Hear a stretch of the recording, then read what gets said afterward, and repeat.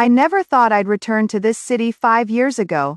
I left with nothing but a broken heart and a suitcase full of shattered dreams today.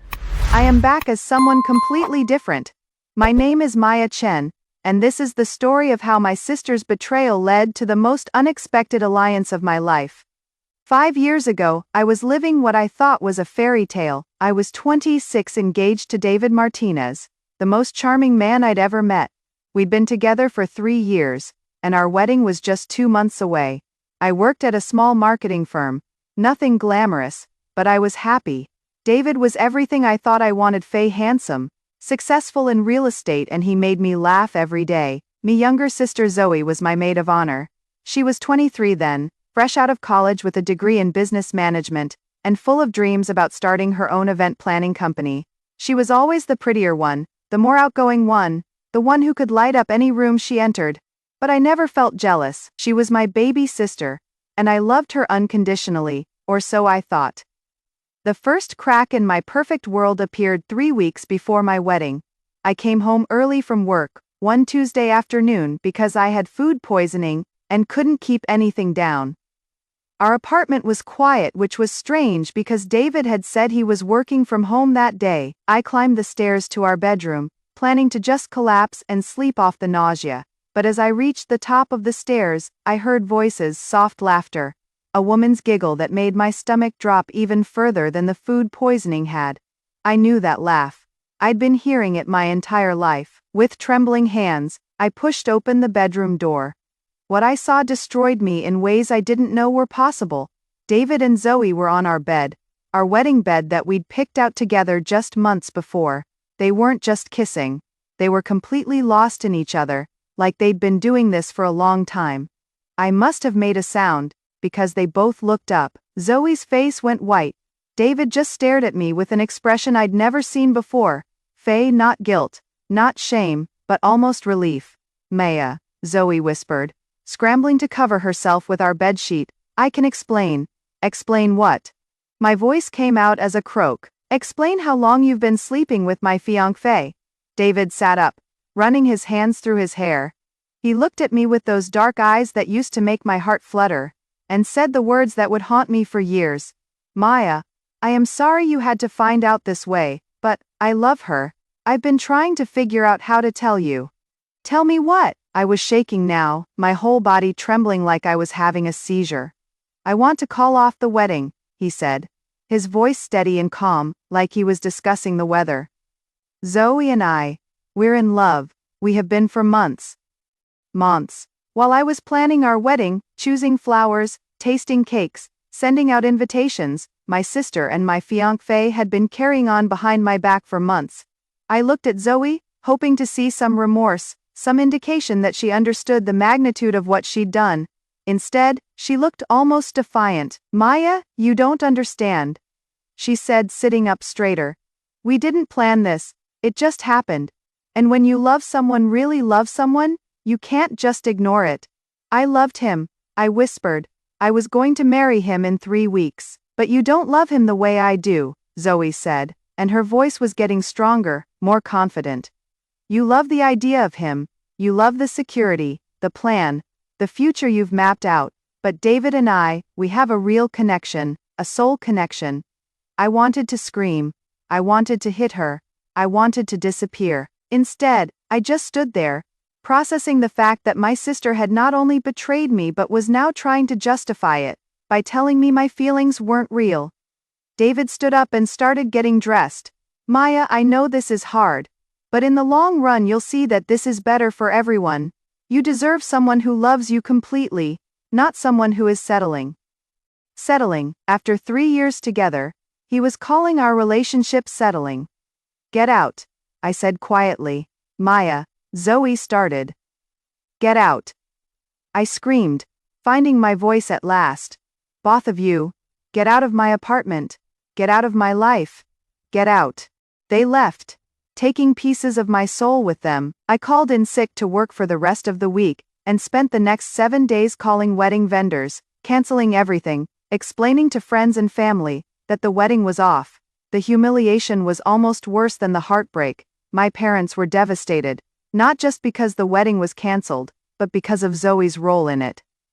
My mother cried for hours. My father, usually the most level-headed man I knew, said things about Zoe that I'd never heard him say about anyone, but the worst part was that Zoe seemed happy. 2 weeks after I caught them together, she called me. Maya, I know you are hurt, but I need you to understand something. David and I are planning to get married soon, and I want you to be happy for me. I hung up the phone and didn't speak to her again for 5 years. A month later, I used the money that had been saved for my wedding to enroll in culinary school in Portland, Oregon. I packed everything I owned, left Chicago, and started over. I told myself I was running towards something, not away from something, but I knew the truth. I was broken, and I needed to get as far away from the scene of my destruction as possible. Portland changed me, not immediately. Healing never happens immediately, but gradually, day by day, knife skill by knife skill, recipe by recipe. Culinary school was harder than anything I'd ever done. The hours were brutal, the instructors were demanding, and the competition was fierce. But for the first time in my life, I discovered something I was not just good at, but exceptional at. I had instincts in the kitchen that couldn't be taught. I could taste a dish and know exactly what it needed. I could look at ingredients and see possibilities that others missed. More importantly, I could create something beautiful and nourishing from raw, basic elements. There was something deeply therapeutic about that process, especially for someone whose life had been torn apart. I threw myself into my studies with an intensity that worried my classmates. While they went out drinking after long days, I stayed in the lab kitchens, perfecting techniques, experimenting with flavors, building the foundation of what would become my signature style. Chef Isabella Rodriguez, my mentor and one of the most respected culinary instructors in the Pacific Northwest, pulled me aside after my first semester. Maya, she said, her voice gentle, but direct, you cook like someone with something to prove. That can be a gift, but it can also be a prison. What are you trying to prove, and to whom? I hadn't told anyone at school about David and Zoe. I'd crafted a story about wanting a career change, about always having loved cooking, about following my passion. But Chef Rodriguez saw through it. I am trying to prove that I can build something meaningful, I said. Something that is entirely mine. She nodded slowly. Good, but remember, the best chefs don't cook for revenge, or to prove points to people who aren't even in the room. They cook for love, love of the craft, love of the people they're feeding, love of the process itself. Find that love, Maya, and you'll be unstoppable. Her words haunted me, but in a good way. Over the next 2 years, I gradually shifted from cooking with anger to cooking with passion. I stopped seeing every dish as a way to prove my worth and started seeing each meal as an opportunity to create joy. By my 3rd year, I was working at some of Portland's best restaurants, learning from James Beard Award winners, developing my own style that blended my Asian heritage with French techniques and Pacific Northwest ingredients. I was featured in local food magazines. I won competitions. I was building a reputation, but more importantly, I was building a sense of self that had nothing to do with David or Zoe or the life I'd lost.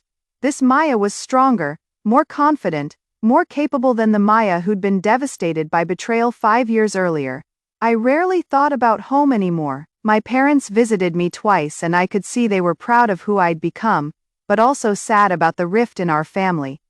Zoe had married David 6 months after my canceled wedding, in a small ceremony that my parents attended out of obligation, but not joy. They had a daughter now, Emma, who was 3 years old. My parents showed me pictures and I felt nothing, not anger, not sadness, just a sort of distant acknowledgement that these people existed in a world that was no longer mine. I was content with that distance. I was happy, or at least I thought I was. Then, last month, everything changed with a single phone call. I was prepping for dinner service at Raven, the upscale restaurant where I'd been executive chef for the past year, when my phone rang. The caller ID showed a number I didn't recognize, but something about it seemed familiar. Chef Maya. The voice was professional but warm. This is Rebecca Thompson from Thompson and Associates. I am calling about a business opportunity in Chicago that I think might interest you. Chicago. My stomach clenched at the mention of my hometown. I am sorry, I said, continuing to julienne carrots while I talked. But I am not looking to relocate right now. I understand, and I wouldn't normally make this kind of call, but this opportunity is quite unique. Are you familiar with Platinum Events? I nearly cut my finger. Platinum Events was the name of the company Zoe had dreamed of starting when we were younger. She'd talked about it constantly. During college, mapping out business plans, designing logos, planning the kind of high-end wedding and corporate events she wanted to organize. Yes, I am familiar with the name, I said carefully. Wonderful. Platinum Events has become one of the most successful event planning companies in the Midwest, but they're looking to expand their culinary offerings. They want to bring in a partner chef, someone who can handle everything from intimate dinner parties to large-scale wedding receptions. The financial package is quite generous, and you'd have complete creative control over the culinary program. My heart was pounding. Can I ask who referred you to me? Actually, that is the interesting part. The owner of Platinum Events specifically requested you. She said she'd followed your career and believed you'd be the perfect fit for what they're trying to build. Zoe had requested me. After 5 years of silence, she wanted to work with me. The audacity was breathtaking. Miss Thompson, I said, setting down my knife. I need to know exactly who owns Platinum Events. There was a pause. I am sorry, I assumed you knew. The owner is Zoe Martinez. She said you two had a history together. Martinez, she'd kept David's name. She is offering you a 50-50 partnership, Rebecca continued, clearly not understanding the bomb she'd just dropped. Full profit sharing, complete autonomy over the food service division, and a signing bonus that would allow you to relocate comfortably. She is really eager to have this conversation with you. I closed my eyes, trying to process what I was hearing. After stealing my fiancé, after destroying my life, after years of silence, Zoe wanted to be business partners. Can I have some time to think about this? I asked. Of course. But I should mention, she is hoping to have someone in place within the next month. There is a significant event coming up that would be the perfect launch for this partnership. After I hung up, I stood in my kitchen for a long time, trying to figure out what game Zoe was playing. There was no way this was a genuine olive branch. She had to want something, but what? That night, I did something I hadn't done in years. I looked up Zoe and David on social media. What I found made my blood run cold. Zoe's Instagram was a carefully curated showcase of her perfect life. Platinum Events had indeed become hugely successful, with photos of elaborate weddings, corporate galas, and celebrity parties. She looked exactly like the polished, successful businesswoman I'd always known she could become, but it was David's profile that told the real story. His recent posts were full of pictures with other women, different women in different cities, always tagged at expensive restaurants or hotels. The comments from Zoe were sporadic and increasingly desperate. Miss you, honey, and can't wait for you to come home and love my traveling husband.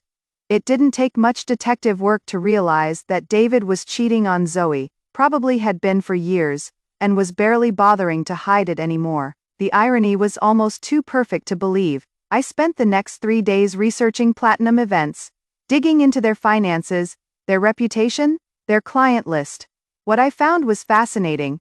The company was successful, but it was leveraged to the hilt. Zoe had expanded aggressively, taking on massive debt to book high-profile clients and create the kind of events that would photograph well for Instagram. She was one major client cancellation away from financial disaster, and that is when I realized what this offer was really about. Zoe wasn't reaching out to me out of guilt or sisterly love. She was reaching out because she was desperate. She needed a partner with a stellar reputation and their own capital to help her weather whatever financial storm was coming. The question was, what did I want to do about it? I could ignore the offer, continue my happy life in Portland, and let Zoe deal with the consequences of her choices. That would be the mature, healthy response. Or I could go back to Chicago and see exactly how desperate my sister really was. Chef Rodriguez had told me years ago not to cook for revenge, but she'd also taught me that the best chefs know how to balance flavors, including bitter ones. I called Rebecca Thompson back and accepted the offer. Flying into Chicago felt like traveling back in time. The skyline was the same, the lake was the same, even the smell of the air was exactly as I remembered, but I wasn't the same person who had left 5 years ago, and I was curious to see if anyone else would notice. I'd arranged to stay in a boutique hotel downtown rather than with my parents. I wanted to control every aspect of this homecoming, including having an escape route if things went badly. My first meeting with Zoe was scheduled for the next morning at the Platinum Events office in River North. I spent the evening walking through the city, reacquainting myself with streets I used to know by heart, trying to calm the mixture of anger and anticipation that was churning in my stomach. At exactly 9 a.m., I walked into the sleek glass building that housed Platinum Events. The office was everything I'd expected from Zoe Faye Elegant. Expensive, designed to impress. The reception area featured a wall of awards and photos from high-profile events. I recognized several local celebrities and business leaders in the pictures. Maya. The voice was tentative, almost scared. I turned around, and there was my sister. She looked exactly like her Instagram photos, polished, professional, successful. But up close, I could see the tiny lines around her eyes, the careful makeup that couldn't quite hide the exhaustion, the way her smile didn't reach her eyes. "Hello, Zoe," I said calmly. She seemed to be waiting for me to hug her or show some emotion, but I kept my expression neutral. After a moment, she gestured toward her office. "Should we talk privately?" Her office was stunning, floor-to-ceiling windows with a view of the lake, expensive furniture, fresh flowers everywhere, but I noticed the stack of invoices on her desk, the way her hands shook slightly as she poured coffee, the desperation hidden behind her professional facade. "Maya," she started, then stopped. "I don't even know where to begin." "Why don't you start with why you really want me here?" I said, sitting down across from her desk. She looked surprised by my directness. "I told Rebecca, I've followed your career, you've become an incredible chef," I thought. "Zoe," I interrupted her, my voice still calm but with an edge that made her flinch. "I've spent 5 years learning to cut through bullshit and get to the essence of things, so let's skip the pleasantries and talk about why you are really here."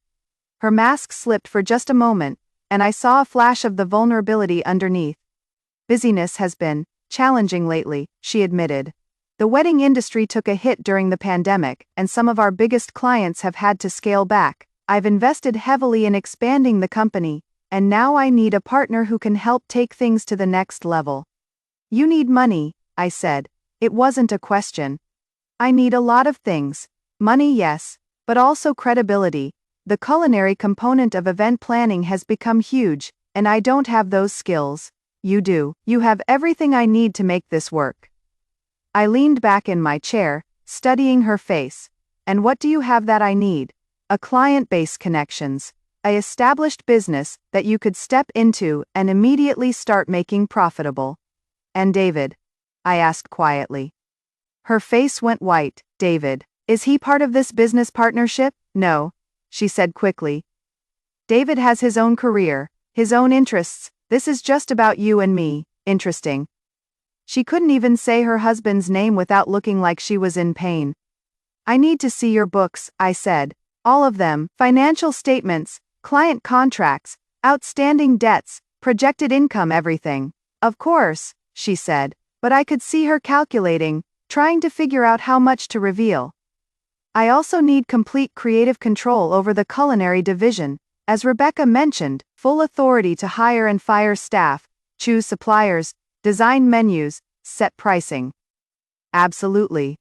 And I need 60% equity, not 50. She blinked. 60. "I am bringing capital, expertise, and a reputation that is going to save your company. 60% is fair." I could see her struggling with the math, trying to figure out if giving up majority control was worth saving her business. "I need to think about that," she said. "Of course. Think about it, but I need an answer by the end of the week." I stood up. "In the meantime, I'd like to tour your current facilities and meet your staff." As she showed me around the office, introducing me to her team, I kept watching her face. She was trying so hard to project confidence and success, but I could see the cracks. Her assistant, a sharp young woman named Carmen, gave me a look that suggested she knew exactly how precarious things were. The office was beautiful, but I noticed the small signs of financial strain, the slightly outdated computers, the way conversations stopped when Zoe walked by, the general air of anxiety that permeated the space. After the tour, Zoe walked me to the elevator, Maya, she said as the elevator doors opened. I know things ended badly between us. I know I hurt you. But this could be a chance for us too. This is business, Zoe, I said, stepping into the elevator. Let's keep it that way. As the doors closed, I saw her face crumble slightly, and for just a moment I felt a pang of sympathy. Then I remembered finding her in my bed with my fiancé, and the sympathy disappeared. That evening, I called my parents and told them I was in town. The reunion was emotional, Faye. They were thrilled to see me, proud of my success, but also clearly walking on eggshells about the Zoe situation.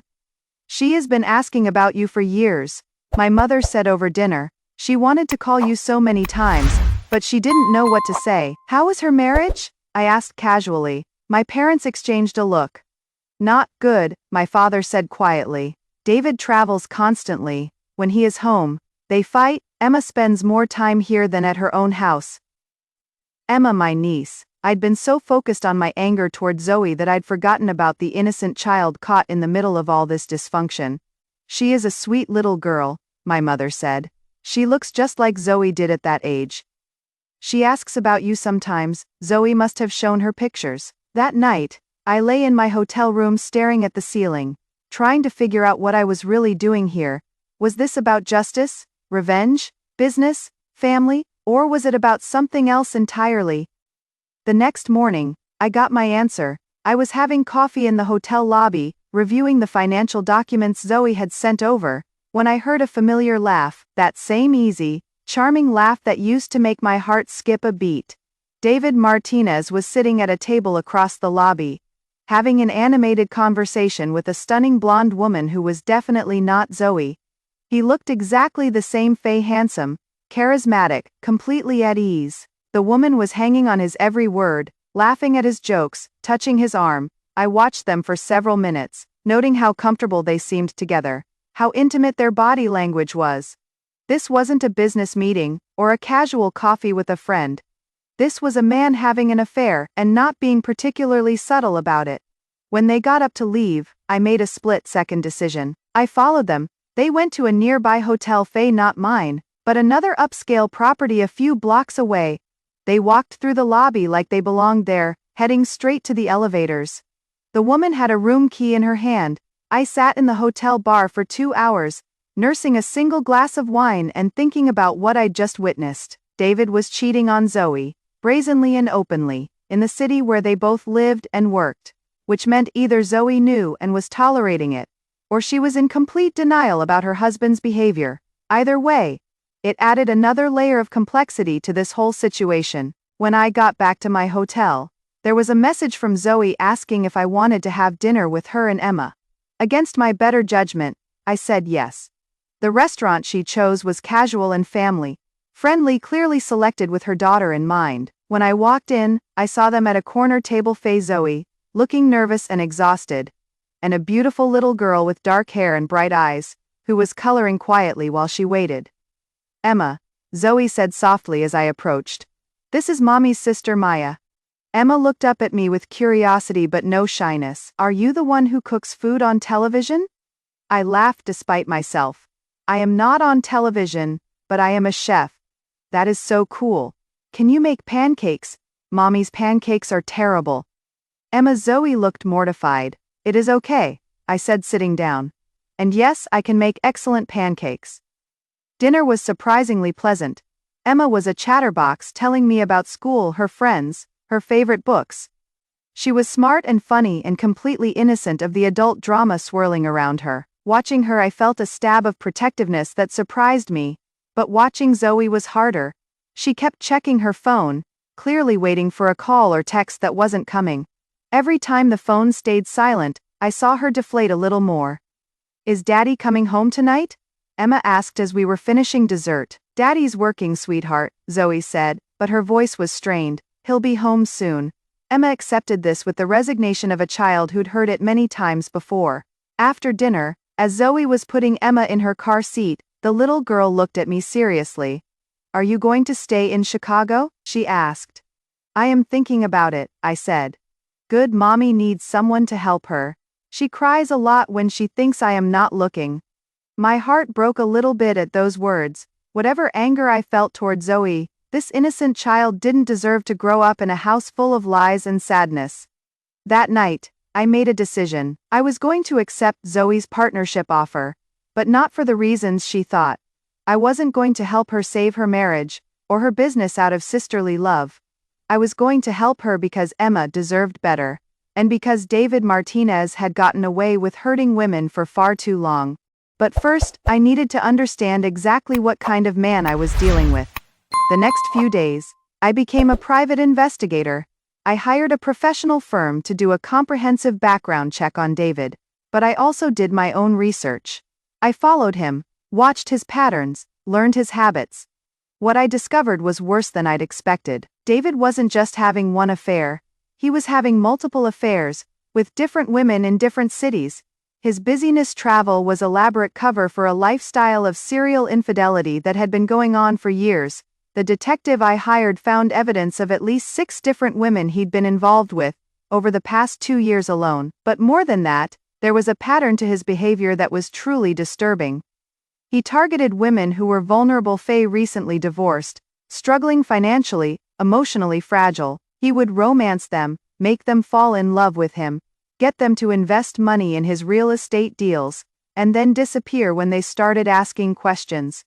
He was running a sophisticated con game, using his marriage to Zoe as a cover for legitimacy while systematically defrauding women across the Midwest. The detective handed me a thick folder of evidence: bank records, hotel receipts, photographs, even recorded phone conversations. It was enough to destroy David both legally and socially. "Your sister's husband is a sociopath," the detective told me bluntly. "He has been doing this for years, maybe longer. The only reason he hasn't been caught is that his victims are usually too embarrassed to come forward." I sat in my hotel room that night, staring at the evidence, trying to figure out what to do with it.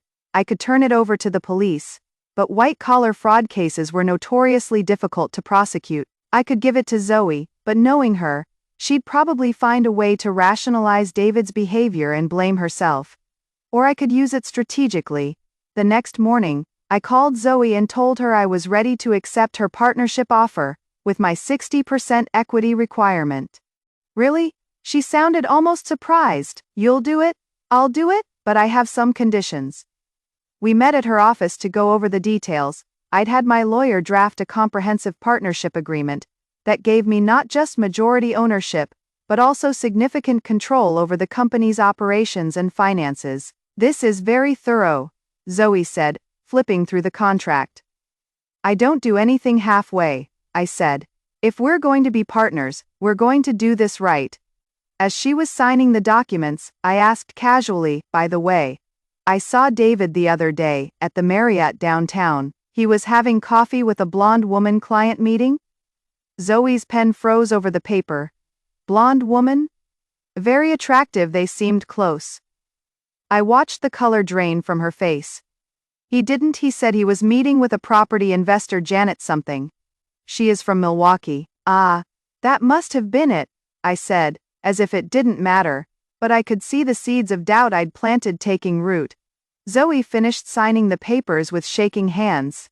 "Maya," she said as I was gathering up the documents, "can I ask you something?" "Sure. Why are you really doing this? After everything that happened, why are you willing to work with me?"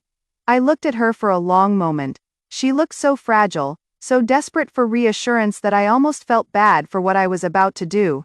"Because," I said, "I believe everyone deserves a second chance, even you." It wasn't entirely a lie, but it wasn't entirely the truth either. Over the next month, I threw myself into transforming Platinum Events. I brought in my own staff from Portland, redesigned the kitchen facilities, developed new menu concepts, and started booking high-end clients who wanted the kind of culinary experience I could deliver. The business transformation was real and dramatic. Within weeks, we were booking events that Zoe had only dreamed of. My reputation and connections opened doors that had been closed to her, and the money started flowing in immediately. But while I was building up the business, I was also carefully constructing something else, the perfect trap for David. I started by befriending some of Zoe's existing clients, particularly the wealthy women who hired Platinum Events for their social gatherings. I mentioned casually that my business partner's husband was in real estate, and wasn't it convenient to have those kinds of connections? Several of these women expressed interest in investment opportunities. I passed their information along to Zoe, suggesting she have David reach out to them.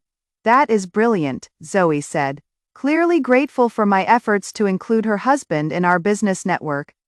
David's always looking for new investors. I bet he was.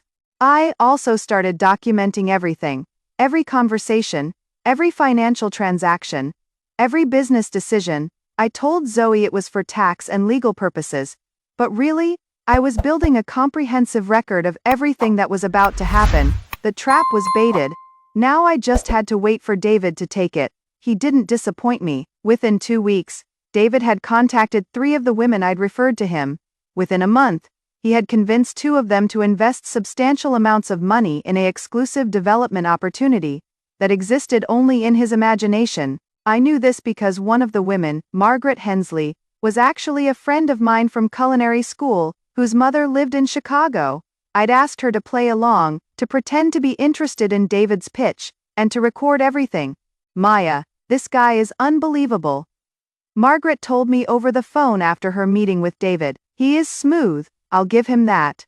But everything he told me was complete fiction. The property doesn't exist. The permits are fake. The projected returns are impossible. He is asking for $200,000 for what amounts to a complete scam. Did you get it all recorded? Every word. But Maya, are you sure about this? I mean, I know he hurt you, but this could destroy your sister too. That gave me pause. Margaret was right. What I was planning would hurt Zoe almost as much as it would hurt David. But then I thought about Emma, asking me if I was going to stay in Chicago, because her mommy needed help. I thought about all the women David had already victimized, and all the women he would victimize in the future if someone didn't stop him. I am sure, I told Margaret.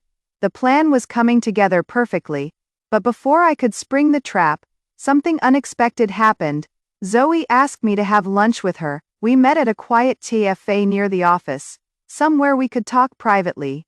Zoe looked terrible. She'd lost weight, had dark circles under her eyes, and seemed to be barely holding herself together. Maya, she said after we'd ordered, I need to tell you something about David, about our marriage. I kept my expression neutral, waiting. I know he is cheating on me, she said quietly. I've known for years. This wasn't what I'd expected to hear. Then why? Why do I stay? She laughed bitterly. Because I am a coward, because I am ashamed, because I built my entire identity around being David's wife, and I don't know who I am without that. She was crying now, quiet tears that she wiped away with her napkin. When I stole him from you, I thought I was winning something. I thought I was getting the prize. I was so young and so stupid and so jealous of everything you had. Jealous of me? I couldn't hide my surprise. You were always the good one, the responsible one. The one Mom and Dad were proud of. You had a career, you had David, you had this perfect life planned out. And I was just, the pretty one, the fun one, the one who didn't really have any substance. She took a shaky breath. So when David started paying attention to me, when he told me he loved me more than he'd ever loved you, I felt like I was finally winning at something, like I was finally better than my perfect older sister. The irony was bitter. While I'd been envying her beauty and charisma, she'd been envying my stability and purpose. But the thing is, she continued, David doesn't love me. I don't think he ever loved me. I think he loved the idea of me, the way I looked on his arm, the way other men envied him when they saw us together. But the real me, the person I actually am, he has never been interested in that. She looked up at me, her eyes red and swollen. I destroyed our relationship for a man who doesn't even see me as a person, and now I am trapped. Because if I leave him, everyone will know what a fool I've been. Everyone will know that Maya was right all along, that she was the one who deserved love, and I was just the selfish little sister who ruined everything. I sat in silence for a long time, processing what she'd just told me. This wasn't the defiant, confident Zoe who'd stolen my fiancé. This was a broken woman who'd made a terrible mistake, and had been paying for it ever since. Zoe, I said finally, what do you want me to say? I want you to tell me how to fix this. I want you to tell me how to be brave enough to leave him, How to build a life that isn't built on lies. How to be the kind of woman Emma can be proud of. She reached across the table and took my hand. I want you to forgive me, Maya, not because I deserve it, but because I don't know how to forgive myself. Looking at her face, seeing the genuine remorse and pain there, I felt something I hadn't expected, compassion. But I also felt something else, an opportunity. Zoe, I said carefully, what if I told you there was a way to end this, a way to get out of your marriage, protect Emma, and make sure David never hurts another woman? She looked up at me with hope and desperation. What do you mean? I mean, what if we work together to bring him down? I told Zoe everything about the private investigator, about the evidence of David's affairs and fraudulent schemes, about the trap I'd been setting. I showed her the photos, the bank records, the recorded conversations. She went through it all in silence, her face getting paler with each revelation. My God, she whispered when I finished. How many women has he hurt? More than a dozen that we can prove. Probably many more. She looked at the photos of David with his various mistresses, and I saw something change in her expression. The shame and self-doubt were being replaced by anger. He made me feel like I was crazy, she said. Every time I questioned him about where he'd been, who he'd been with, he made me feel like I was being paranoid and jealous. He convinced me that I was the problem. That is what men like David do, I said. They gaslight their victims until they don't trust their own instincts. She was quiet for a long time, staring at the evidence spread across the table. What is your plan? She asked finally. I laid it out for her. Margaret would go through with the fake investment, giving us a clear case of fraud. We would document everything, then turn it all over to the authorities. But more importantly, we would do it publicly at the biggest event of the year, the Hensley Foundation Gala, that Platinum Events was catering next month. The guest list includes half the city's business elite, I explained. Politicians, judges, reporters. If we expose him there, he won't be able to cover it up or make it disappear. And me? Zoe asked. What happens to me when all of this comes out? You are going to be the brave woman who helped bring down a serial predator, I said. You are going to be the whistleblower, not the victim. Emma is going to grow up knowing that her mother chose to do the right thing, even when it was hard. Zoe was crying again, but these tears were different. I don't deserve this, she said. I don't deserve your help, or your forgiveness, or another chance. Maybe not, I said. But Emma deserves a mother who fights for what is right, and all those women David has hurt deserve justice. She wiped her eyes and looked at me with something I hadn't seen in years, determination. What do you need me to do? The next 3 weeks were intense. Zoe and I worked together more closely than we had since we were children, but now we were united by a common purpose, instead of sibling rivalry. Zoe's job was to act normally, to give David no reason to suspect anything was wrong. She had to continue being the dutiful wife, while secretly gathering evidence, and preparing for what was coming.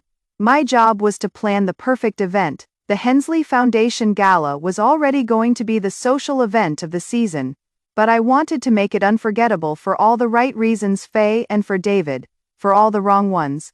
I designed a menu that told a story, dishes that looked beautiful on the surface, but revealed hidden depths and complex flavors underneath. The theme was truth and consequences, though only Zoe and I understood what that really meant. But the most important element wasn't the food. It was the timing.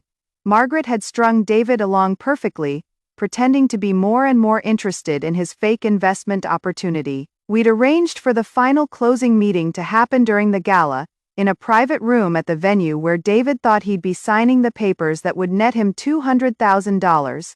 Instead, he'd be walking into a room full of FBI agents.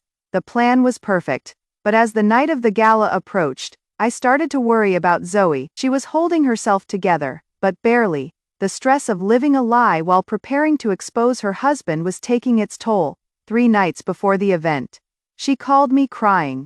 I can't do this, Maya. I can't stand up in front of all those people and destroy my marriage even if it is already destroyed. Yes, you can, I said, because you are not doing it for them. You are doing it for Emma, you are doing it for yourself, and you are doing it for me. For you, Zoe, 5 years ago, you broke my heart, but you know what? It was the best thing that ever happened to me. It forced me to become someone I never would have been otherwise, someone stronger, more independent, more confident. I paused, making sure she was listening. But David broke something in both of us. He made you question your worth, and he made me question my judgment. If we don't stop him now, he is going to keep breaking people, and Emma's going to grow up thinking, that is what love looks like. I am scared, she whispered. I know. But I'll be right there with you. We're sisters. Zoe, we should have been fighting together all along instead of fighting each other. On the night of the gala, everything was perfect, the venue was stunning, the food was exceptional, and the guest list was exactly what we'd hoped for. Chicago's elite were all in attendance, dressed in their finest, completely unaware that they were about to witness the downfall of one of their own. David arrived looking handsome and confident, playing the role of the successful businessman and devoted husband. He kissed Zoe on the cheek, complimented my work on the event, and worked the room like the charming sociopath he was. At exactly 9:30 p.m., he excused himself to meet with his investor. He never made it back to the party. At 10:15 p.m., I stepped up to the microphone that had been set up for the evening's speeches. The room fell quiet, hundreds of Chicago's most influential people turning their attention to me. Good evening, everyone. I am Maya Chen, executive chef and partner in Platinum Events. I hope you've enjoyed tonight's dinner. There was polite applause. Before we continue with tonight's program, I need to share some important information with all of you. As many of you know, Platinum Events has built its reputation on trust, integrity, and excellence. Tonight we discovered that someone has been using our company's good name to commit fraud. The room was completely silent now. I could see Zoe standing near the back, her face pale but determined. David Martinez, the husband of my business partner, has been arrested this evening by federal agents for multiple counts of investment fraud, wire fraud, and conspiracy. Over the past several years, he has defrauded numerous victims out of hundreds of thousands of dollars by promising returns on fake real estate investments. The gasps and murmurs that went up from the crowd were audible. My partner, Zoe Martinez, has been cooperating with federal investigators for the past month to gather evidence and protect potential victims. She has shown tremendous courage in helping to bring these crimes to light, even though it meant exposing painful truths about her own marriage. I paused, letting that sink in. Tonight isn't just about exposing a criminal. It is about showing that when women support each other, when we choose truth over comfortable lies, when we prioritize justice over protecting our own reputations, we can accomplish remarkable things.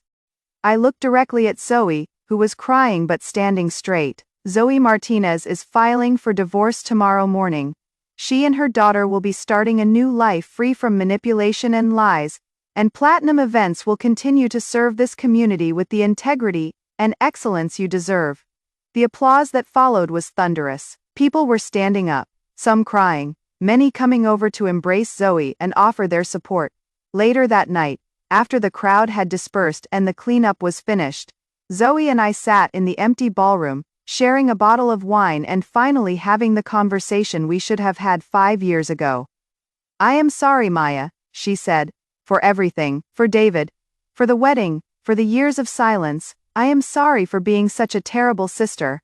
I am sorry too, I said, for staying away so long, for letting my pride keep me from my family, for not being there when you needed me. We cried together, grieving not just for the lost years, but for the women we'd been before David Martinez entered our lives and taught us to compete with each other, instead of supporting each other.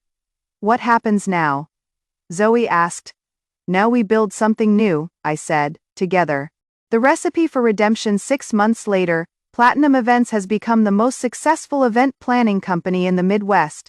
Zoe and I work together seamlessly, combining her talent for organization and client relations with my culinary expertise and business sense.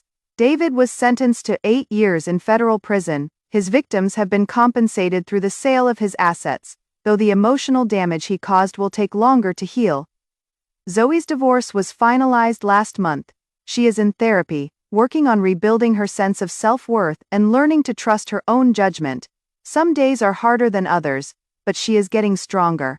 Emma is thriving. She spends time with both her grandparents and her Aunt Maya, and she is seeing a child therapist to help her process the changes in her family. She is a resilient, intelligent little girl who I am proud to have as my niece. As for me, I've learned that the best recipes aren't just about combining ingredients, they're about balance, timing, and patience. They're about taking bitter elements and finding ways to make them complement the sweet ones. Zoe and I will never get back the years we lost, but we've built something better than what we had before. We've built a relationship based on honesty, mutual respect, and shared purpose, and we've learned that the strongest family bonds aren't the ones that never break, they're the ones that break and then heal even stronger than before. Today, we're catering the wedding of Margaret Hensley, the friend who helped us trap David. As I put the finishing touches on her wedding cake, I think about how different this story could have ended if we'd let anger and resentment win instead of choosing forgiveness and justice. Maya. Zoe comes into the kitchen, looking radiant in her professional attire. The bride wants to thank you personally for the cake. She said it is the most beautiful thing she has ever seen. I smile, wiping the flour from my hands, tell her it is made with the secret ingredient, which is love, the kind that survives everything and comes out stronger on the other side. As we walk out to meet the bride together, two sisters who have learned that the best revenge is a life well lived, I think about all the women who will benefit from David's downfall, all the broken hearts that will be spared, all the dreams that will remain intact. Sometimes the most important battles aren't fought with weapons or harsh words. Sometimes they're fought with patience, strategy, and the kind of love that refuses to give up on people, even when they've given up on themselves. And sometimes, if you are very lucky, you get to serve justice on a silver platter, garnished with redemption and seasoned with hope. The recipe for that dish is complex, but I've finally mastered it. And it tastes like freedom.